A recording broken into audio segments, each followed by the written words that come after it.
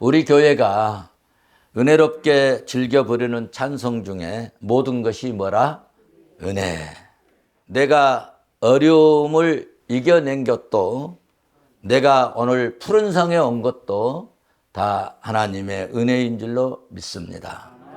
그렇습니다. 모든 것이 하나님의 은혜입니다. 어려움을 겪게 하는 것도 사실 하나님의 은혜이고, 어려움을 견디고 나면 하나님의 큰 상이 있기 때문에 우리 믿는 자들에게 하나님이 주시는 은혜가 있고 축복이 있고 믿는 자들의 특징이 있는데, 그 특징은 이기 뒤에는 하나님의 은혜와 축복이 있기 때문입니다. 우리 예수 믿는 성도들은 그러므로 어려움이 있어도 믿음으로 견디고, 위기의 상황 속에서도 믿음으로 이 길을 넘기면 기쁘고 영광스러운 하나님의 축복이 여러분 임할 줄로 믿습니다. 사도행전 5장 앞부분에서 교회에 큰 문제가 발생했지요. 충격을 받았습니다. 여호와께서 은혜를 주셨다는 이름을 가진 아나니아와 아름다운 그런 이 뜻을 가진 여인이 있었죠. 그 여인이 아나니아의 부인인데, 이런 부부가 좋은 이름을 가졌음에도 불구하고 이름값을 못하고 참으로 어리석게 죽게 되었습니다. 그러므로 우리들은 이름값을 좀 하면 좋겠습니다.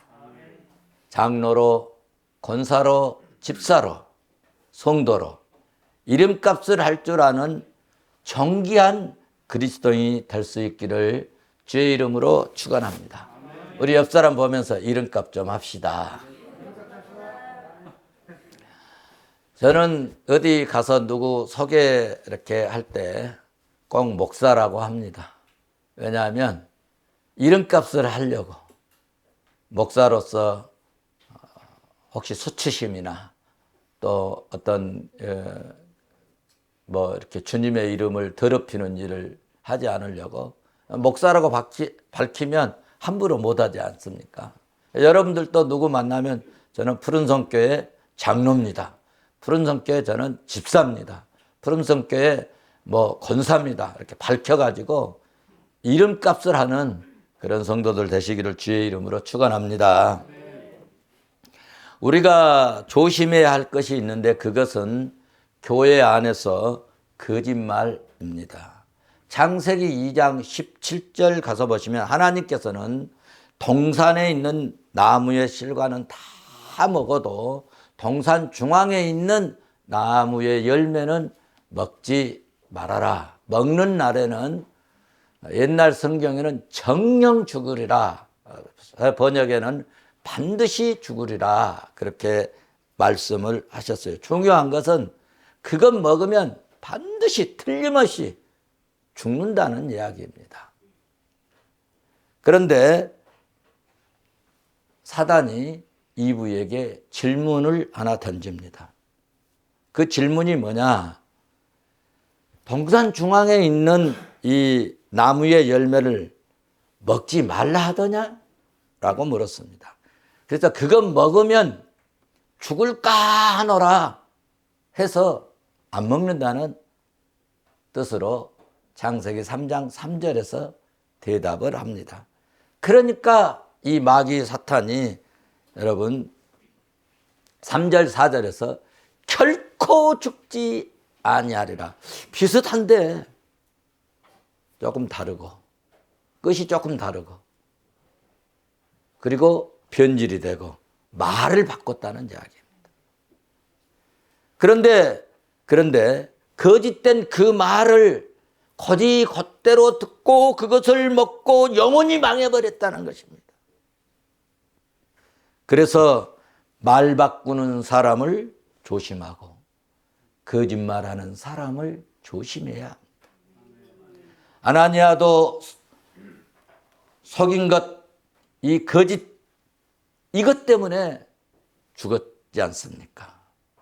부인도 베드로 사도가 삽비라를 향하여 그 땅 반값이 이뿐이더냐라고 물을 때 아닌데요. 그렇게 말했으면 얼마나 좋았겠습니까? 그런데 마음을 속이고 예, 이뿐입니다 라고 대답하다가 그 자리에서 급사에 죽었다는 사실입니다. 이들 부부가 죽은 이 죽음에 대해서 원문에 이 헬라어 이 성경에는 엑소푸시스케스라는 단어를 사용했는데 이 단어의 이 그 뜻이 뭐냐 할 때 하나님의 진노의 심판으로 인하여 죽은 자에 관한 자들을 향하여 쓰는 문맥에서만 쓰는 단어라는 것입니다. 그러니까 이 사람이 죽은 것은 아파서 죽거나 뭐 심장마비 걸려서 죽거나 무슨 뭐 병이 와서 노안으로 죽은 게 아니라 하나님의 진노를 받아서 죽었다는 이야기입니다.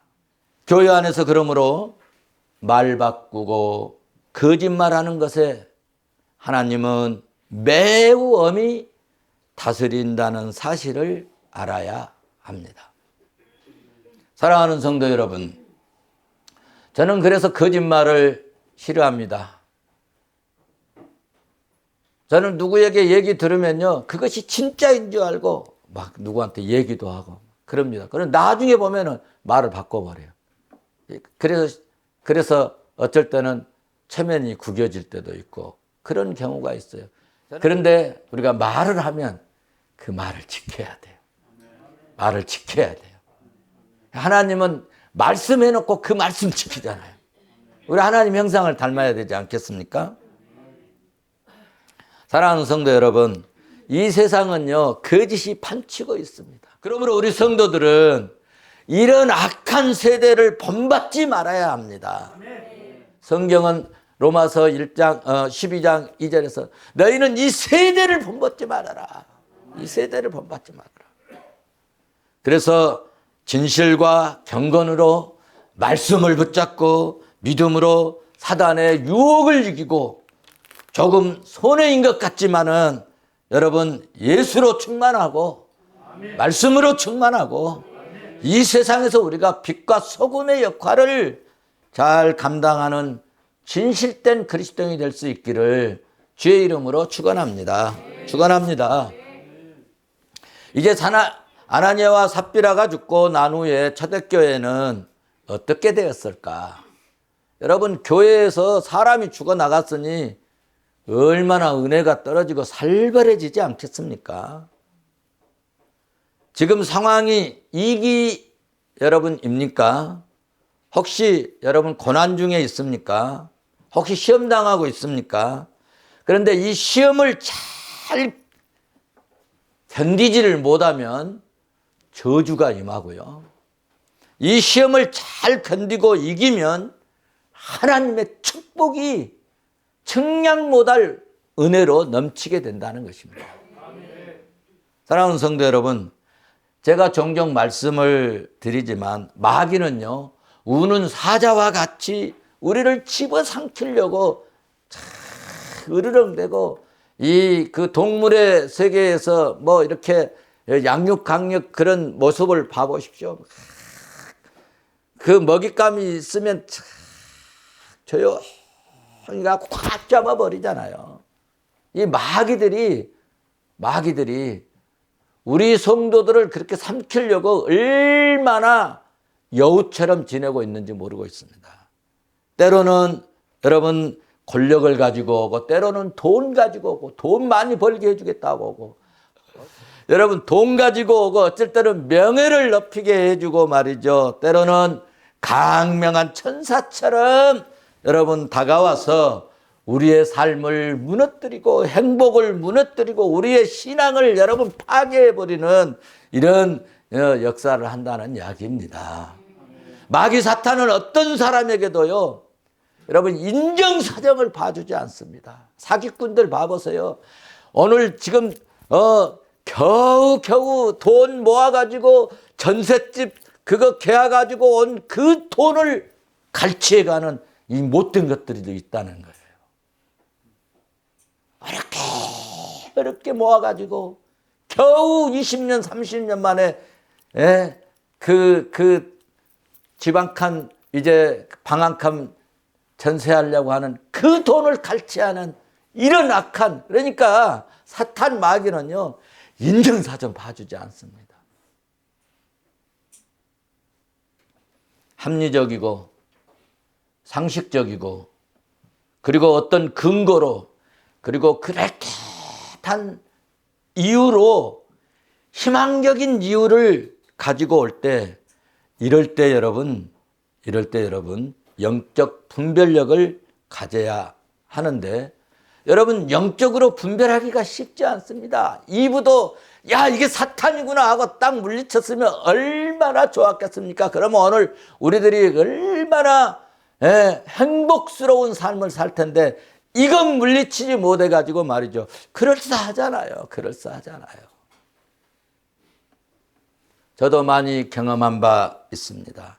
말씀과 기도로 정말 잘 살펴야 합니다. 유혹하는 마귀는 빨리 결정하도록 미혹합니다. 동산 중앙에 있는 나무의 열매가 보암직도 하고 먹음직도 하고 하나님처럼 눈이 밝아질 것 같이 보인 것처럼 지금도 사탄은 그렇게 역사하는 것입니다. 우리는 이럴 때 결정하지 말고 말씀 속에서 하나님을 만나야 합니다. 그리고 불분명할 때, 그래도 불분명할 때는 어떻게 하면 좋을까? 영적 지도자를 찾아서 상담하고 목사님과 상담하고 결정하는 것이 여러분 그것이 나는 지혜라고 봅니다. 왜냐하면 본인은 그것에 아주 집착해 있고 그것에 아주 막 몰두해 있기 때문에 판단력이 흐려지는 것입니다. 그러나 영적 지도자는 목사님은 감정에 사로잡혀 있지 않고 그 문제에 집착하지 않기 때문에 더 쉽게 더 정확하게 볼 수 있고 판단할 수 있다는 것입니다. 지도받고 말씀과 기도로 거절하면 사탄은 떠나고 마귀는 물러가고 하나님의 축복은 반드시 임할 줄로 믿습니다. 받아합시다. 이기디의 축복이 있다. 오늘 본문 말씀에서 이기디의 축복이 있음을 보여주고 있는 말씀입니다. 우리 다 같이 12절 본문을 한번 살펴보시도록 하겠습니다. 12절 같이 보십니다. 사도들의 손을 통하여 민간의 표적과 기사가 많이 일어나며 믿는 사람이 다 마음을 같이하여 솔로몬 행각에 모였다. 아멘. 여러분 한번 생각해 보세요. 교회 안에 사람이 죽었어요. 사람 죽인데 여러분 가고 싶겠어요? 그것도 땅 팔아서 헌금한 사람이 한 사람도 아니고 부부가 두 사람이 죽었으니 얼마나 흉측스럽고 음산해지지 않겠습니까? 교회에 나오던 성도들이 다 떨어질 것 같지 않습니까? 그런데 성도 여러분, 하나님은요 역전시키시는 하나님입니다. 이런 위기 뒤에 교회가 어떻게 되었을까? 첫 번째 축복이 있는데요, 표적과 기사가 많이 일어났다는 것입니다. 사탄의 거짓과 음흉한 계획이 좌절된 직후에 사도들의 손에 의해서 표적과 기사가 많이 일어났다라고 말씀하고 있습니다. 죽음이란 먹구름과 안개가 거치고 나니 하나님의 은혜와 축복으로 뭘 주셨느냐? 기사와 이적과 능력과 표적과 기적들이 막 교회에 들어가면 나타나 버렸다는 거예요. 그러니 사람들이 그 죽음의 공포보다는 저렇게 능력과 기사와 이적과 표적이 나타나니 나도 한번 가보자 하고 막 사람들이 모였다는 것입니다. 교회 안에 거짓이 물러가고 거룩해지고 깨끗해지고 그러니까 물이 차고 넘치듯이 하나님의 이 능력이 강력하게 불같이 나타나니까 할렐루야. 또 여기서 관심 있게 보실 말씀이 있는데 사도들의 손에 의해 평소에 초라했던 제자들 아닙니까? 베드로가 여러분 배움도 없던 제자 아닙니까? 고기잡이 하던 어부들 아닙니까?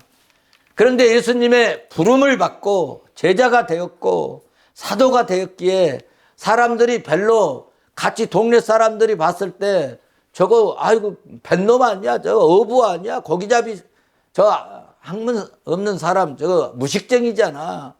그랬을 것 아닙니까? 그러니까 신뢰가 잘 안 되고 믿음이 잘 안 갑니다. 그런데 하나님은 그런 제자들의 손길을 통해서 기적을 보여주셨고 그런 사도들을 통해서 표적과 능력을 나타나게 하시고 병든 자를 고치게 하시고 할렐루야. 그래서요 하나님이 세우신 지도자 좀 부족하고 좀 못난 것 같고 말이 좀 어눌하고 좀 뭐 가진 것이 없고요 좀 볼당 것이 없고요 그래도 하나님은요 영적 지도자인 사도들의 손에서부터 축복과 기적이 흘러나가게 해주셨다는 거예요. 우리 교회에도 하나님께서 부족한 종을 통해서 저의 손길을 통해서 표적과 기사가 나타나고 병도 고침받고 문제도 해결받는 기적이 일어나면 좋겠습니다. 오늘 말씀을 준비하면서 그래 부족하지만 나의 손길을 통해서 하나님 성령이 흐르게 하시고 주의 기름 받음의 역사가 나타나고 하나님의 은혜와 능력과 기적이 표적이 하나님 나타날 수 있기를 하나님 역사해 주세요. 믿음대로 될지어다. 그래서 여러분 우리 교회의 특징이 여러분 설교 끝나고 여러분들에게 머리 위에 손 얹어서 여러분 제 손길을 능력의 손길을 여러분 믿음으로 받으면 역사가 일어날 줄로 믿습니다. 두 번째 축복이 있는데 믿는 사람들이 모이기 시작했다는 겁니다. 12절 다시 한번 보십시다. 12절 다시 한번 보시면 그렇게 말씀하고 있어요. 사도들의 손을 통하여 민간의 표적과 기사가 많이 일어나며 뭐한 사람이? 믿는 사람이 다 마음을 같이하여 교회에 모였다는 이야기입니다. 교회 안에는 여러분 믿는 자만 오는 것이 아니라 안 믿는 자도 옵니다. 여러분 교회 안에는 정직한 자만 온 것이 아니라 또 불량한 사람도 옵니다. 제자들 중에 거룩한 제자들만 모인 것이 아니라 불량한 가론유다, 도적 같은 강도, 도둑놈 이런 사람도 교회에 올 수 있다는 겁니다. 우리가 알아야 할 것은 은혜가 없는 교회는요 성령의 사람이 아닌 육의 사람들이 판치고 은혜 없는 교회에는 믿음 없는 사람들이 큰 소리를 막 치고 말이죠. 부정적인 여론을 막 만듭니다. 아직 혈기가 죽지 않고 육에 속한 사람들은 가룟 유다가 향유를 부은 여인에게 뭐라고 합니까? 잘했다 칭찬한 게 아니라 분을 막 내잖아요. 분을 내. 그런 것처럼 꼭 그런 사람들이 있어서 전체 교회 분위기를 살벌하게 하는 그런 경우도 있어요. 초대교회도 그랬었다는 이야기입니다. 그런데 아나니아와 삽비라가 시체가 되어서 나가는 것을 보고 매우 큰 충격을 받았습니다. 그때 안 믿는 사람들은 슬금슬금 교회에 빠져나가버렸다는 이야기입니다. 그리고 성령의 사람, 믿음의 사람들은 오히려 그때 더 솔로몬 행각에 모이기 시작했더라라고 말씀하고 있습니다. 참으로 신기한 일이 벌어진 것입니다. 사람들이나 사도들이 어떻게 안 믿는 사람, 너 예수 안 믿으니까, 너 믿음 없으니까 너는 오지 마. 그렇게 할 수 없잖아요. 근데 하나님께서 딱 갈라버린 겁니다. 주님이 갈라내 버리신 겁니다. 할렐루야. 믿는 자로, 안 믿는 자로 하나님이, 성령님이 은혜로 갈라놓은 줄 믿습니다. 그래서 하나님은 아나니와 삽비라 사건을 통해서 안 믿는 사람과 믿는 사람들을 다 갈라놓았습니다. 하나님이 하신 일을 13절에서 봐보십시오. 같이 보시겠습니다. 13절. 그 나머지는 감히 상종하는 사람이 없으나 백성이 칭송하더라. 아멘. 사랑하는 성도 여러분, 거짓 없는 참된 믿음으로 살 수 있기를 바랍니다. 항상 해가 떠 있는 것이 아닙니다. 반드시 해가 지고 어두움이 올 때가 있다는 것입니다. 그러므로 성경은 말씀합니다. 로마서 13장 11절에서 또한 너희가 이 시기를 알거니와 자다가 깰 때가 벌써 되었다. 여러분, 잠자는 때가 있으면 반드시 깰 때가 있어요. 여러분, 아침 지금 우리가 일어나가지고 이렇게 밝잖아요. 계속 밝은 게 아니에요. 반드시 해가 넘어가고 어두움이 올 때가 있어요. 여러분, 교회의 본질은 거룩과 믿음에 있는 것입니다. 교회 리더가 누구입니까? 교회 오래 다닌 사람이 교회 리더입니까? 아닙니다. 교회 리더는 기도하고 믿음으로 사는 사람이 교회 리더인 것입니다. 말씀에 순종하고 그리고 겸손하고 교회 안에서 하회자가 되고 말없이 순종하고 봉사하고 섬기는 사람, 그런 사람이 여러분 교회 리더가 되는 것입니다.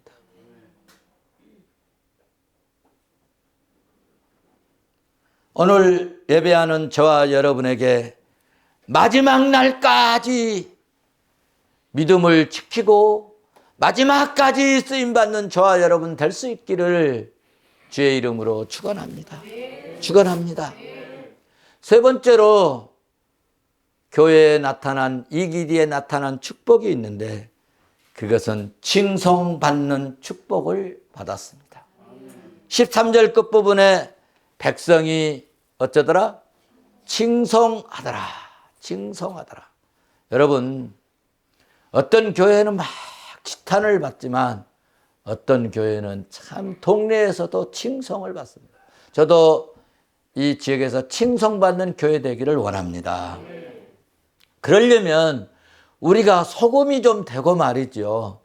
빛의 역할을 좀 해야 된다는 것입니다. 예수 믿는 사람들은요, 뭔가 좀 헌신하고 섬기는 그런 멋이 좀 있어요. 여러분 좀 힘들어도요, 교회에서 일하자고 하면요, 정말 여러분 자녀들 학원비 주는 것처럼 그렇게 해야 돼요. 그래야 진짜 하나님이 보시고, 아, 정말 너는 참된 일꾼이구나, 멋있구나. 그런 다음에 하나님이 축복하시는 거예요. 이런 믿음의 원리를 여러분 꼭 이해했으면 좋겠습니다. 칭송을 받자. 한번 받아서 합시다. 칭송받는 그리스도인 됩시다. 여러분, 우리가 믿음으로 살고 말씀 따라 살고 바른 신앙생활하면 칭송받는 성도가 될 줄로 믿습니다. 마지막입니다. 네 번째 축복은 어떤 축복을 하나 주셨느냐? 나음을 받고 소원을 이루는 역사가 일어났다는 것입니다. 16절을 봐보십시오. 16절 같이 보십니다. 예루살렘 부근에 수많은 사람들도 모여 병든 사람과 더러운 귀신에게 괴로움을 받는 사람을 데리고 와서 다 나음을 얻으니라. 아멘, 아멘. 얼마나 좋습니까? 당시에 여러분 의료 시설이 제대로 있었겠습니까? 무슨 뭐 좋은 병원이, 대학병원이 있었겠어요? 좋은 한의원이 있었겠어요, 여러분? 좋은 약이 있었던 그런 시절이 아니지 않습니까? 그러니까 일반적으로 그 당시는 병들면 죽는 겁니다. 병들면 죽는 거예요. 문둥병은 동네 밖으로 내쫓아버리잖아요.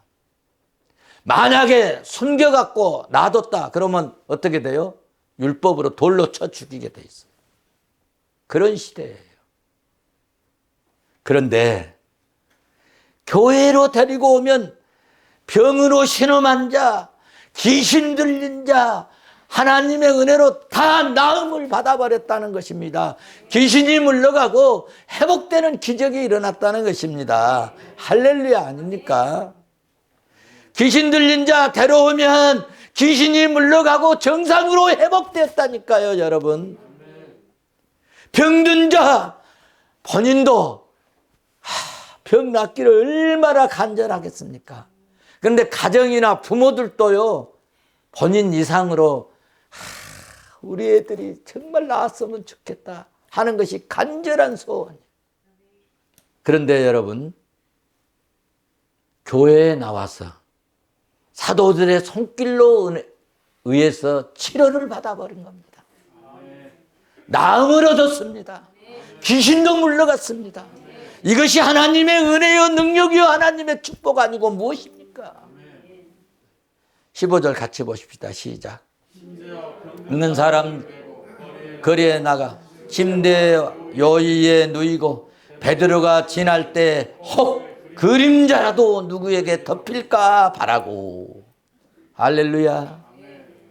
이런 열정, 이런 믿음, 이런 간절성, 이런 정말 소망을 가지고 나오니 하나님께서 축복 안 하시겠습니까? 하나님 축복하시네. 여러분들도요, 교회 나올 때 오늘 하나님이 은혜 주실, 오늘 목사님 말씀을 통해서 은혜 받아야 되겠습니다. 하나님 말씀이 목사님 말씀이 아니고 하나님의 음성일 것입니다. 이런 간절성, 이런 신령한 마음을 가지고 오면요, 은혜가 꽂히는 거예요. 얼마나 뜨겁게 사모했다는 의미의 말씀입니다. 얼마나 간절한 마음으로 치료받기를 소원했다는 것을 알 수 있습니다. 어지간하면 그 그림자라도 좀 덮였으면 좋겠다. 그러니 고침받고 치료 하나님이 베드로가 하겠습니까? 하나님이 하신 거예요. 그런데 제가 성령 충만한 말씀은 증거하고 은혜가 넘치는데 머리에 안 쇠지는데 교만 떨고 안 보는 그런 사람도 있어요. 우리 교회는 없지만. 여러분, 겸손하게 하나님의 은혜를 사모하십시오. 사모를 하면 간절성, 그 사모하는 만큼 하나님이 은혜를 부어주실 줄로 나는 믿습니다. 저처럼 교회를 아끼고 사랑해 보십시오. 하나님이 여러분의 가정을 엄청나게 아끼고 사랑해 주실 것입니다. 결론적으로 우리 성도들도 이 길을 만났을 때 믿음으로 잘 견디고, 믿음으로 잘 견디고 이기고, 그리하면 이기 뒤에 말로 다 할 수 없는 하나님의 은혜와 측량 못할 하나님의 축복이 나는 있다고 여러분에게 자신 있게 말씀합니다. 이런 은혜, 이런 축복이 저와 여러분에게 있어지시기를 주의 이름으로 축원합니다. 축원합니다.